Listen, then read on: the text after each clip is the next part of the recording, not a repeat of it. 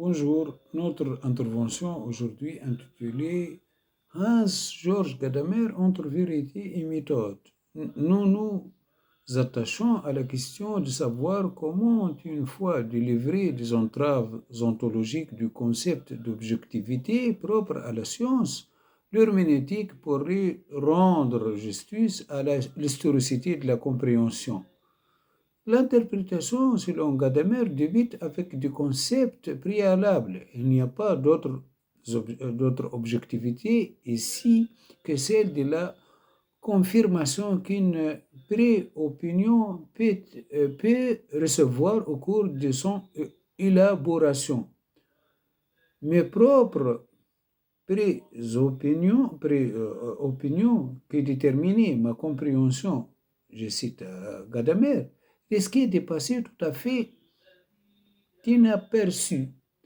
Une conscience formée à l'herméneutique doit être ouverte d'emblée à l'altérité des textes, mais une telle réceptivité ne présuppose ni une neutralité au fond, ni surtout l'effacement de soi-même, mais inclut l'appropriation qui fait ressortir les préconceptions du lecteur et les préjugés personnels. Il s'agit de se rendre compte que l'on prévenu afin que le texte lui-même se présente en son altérité et acquiert ainsi la possibilité d'opposer sa vérité qui est de fond à la pré-opinion du lecteur. C'est la puissance du préjugé non repéré que nous rend sourds à la chose qui part de la tradition transmise. Ce n'est qu'en reconnaissant que toute compréhension relève essentiellement des préjugés que l'on prend toute la mesure du problème herméneutique. Le préjugé fondamental de lumière et les préjugés contre les préjugés en général enlève ainsi tout pouvoir à la tradition.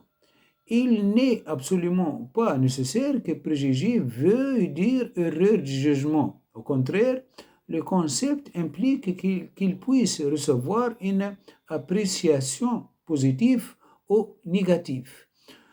Ici, il manifeste les persévérance active de latin prajudicium qui fait que le mot peut avoir une signification non seulement négative, mais également positive. Le dépassement de tout le préjugé, cette exigence globale de Aufklärung, lumière, s'avérera être lui-même un préjugé, dont seule la révision frayera la voie à une compréhension appropriée de la finitude qui domine non seulement notre être, mais également notre conscience historique.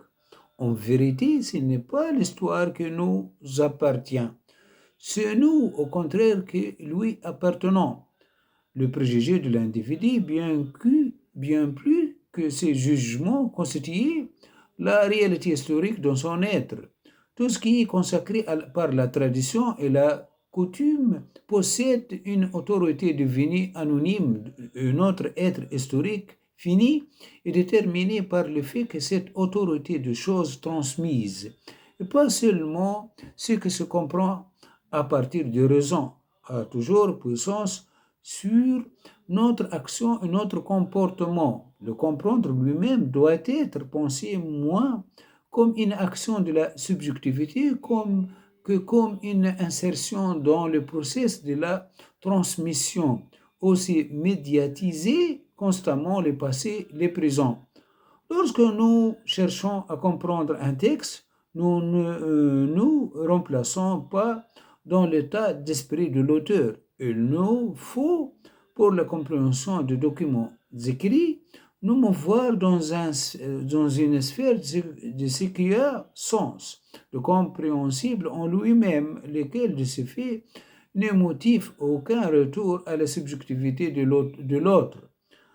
Le but de toute communication, de toute compréhension est toujours que l'on s'entende sur ce qui est en question. L'anticipation de sens qui guide notre compréhension d'un texte n'est pas un acte de la subjectivité, mais se détermine à partir de la communauté que nous lie à la tradition.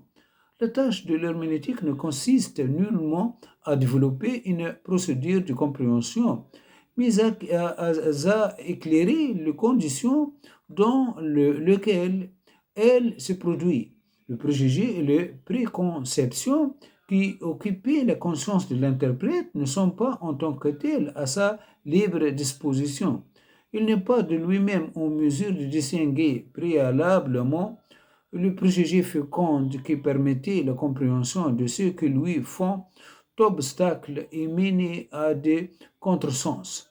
Cette séparation doit au contraire se produire dans la compréhension même.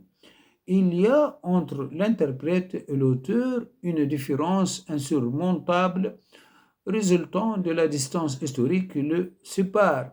Toute époque comprend nécessairement à sa manière le texte transmis. Le véritable sens d'un texte tel qu'il s'adresse à l'interprète ne dépend précisément pas de ces données occasionnelles qui représentaient l'auteur et son premier public. De moins, il ne s'épuisait pas. Un auteur ne connaît pas nécessairement le vrai sens de son texte. L'interprète, par conséquent, peut et doit le comprendre plus que lui. Ce qui est d'une importance fondamentale. Le sens d'un texte dépasse son auteur, non pas occasionnellement, mais toujours. C'est pourquoi la compréhension est une attitude non pas uniquement reproductive, mais aussi et toujours productive. Il ne peut pas être pas exact de parler d'un mieux comprendre pour désigner cet élément productif de la compréhension. Comprendre en vérité, ce n'est pas comprendre mieux, ni au sens on l'aurait un savoir meilleur de la chose grâce à des concepts plus clairs, ni au sens de la supériorité fondamentale que le conscient aurait par rapport au caractère inconscient de la production. Il suffit de dire que dès que l'on comprend, on comprend autrement. Après la révolution ontologique introduite par Heidegger dans la conception de comprendre, le temps n'est plus d'abord l'abîme qu'il faut franchir parce qu'il sépare et éloigne. Il est en réalité le fondement que porte l'advenir, dans lequel le présent plonge ses racines. Croire que l'on puisse faire abstraction de soi-même témoigne de la naïveté de l'objectivité historique. Une pensée vraiment historique doit inclure celle de sa propre historicité. L'herméneutique a pour tâche de mettre en lumière la réalité de l'histoire au sein de la compréhension elle-même. Ce qui est exigé par là, je l'appelle histoire de l'action. La compréhension est par essence un phénomène qui relève de cette histoire en se réclamant de sa méthodologie critique.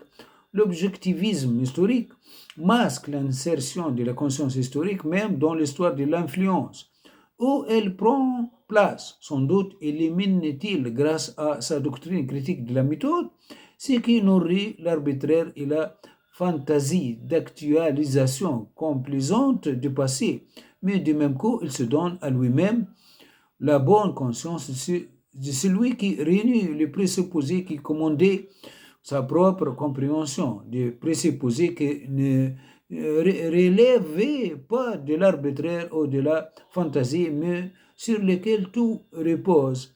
Et il manque ainsi la vérité que nous pourrions atteindre, quelle que soit la finitude de notre compréhension.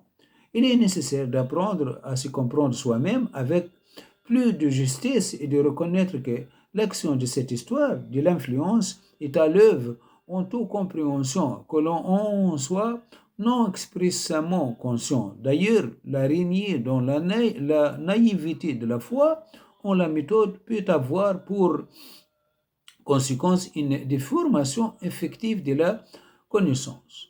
La puissance de l'histoire, de l'action, selon Gadamer, ne dépend pas de sa reconnaissance. Telle est là précisément la puissance de l'histoire, c'est la conscience humaine finie que Même lorsque la foi en la méthode nous fait régner notre propre historicité, c'est encore elle qui l'emporte. La conscience propre à l'histoire de l'action euh, d'abord conscience de la situation herméneutique.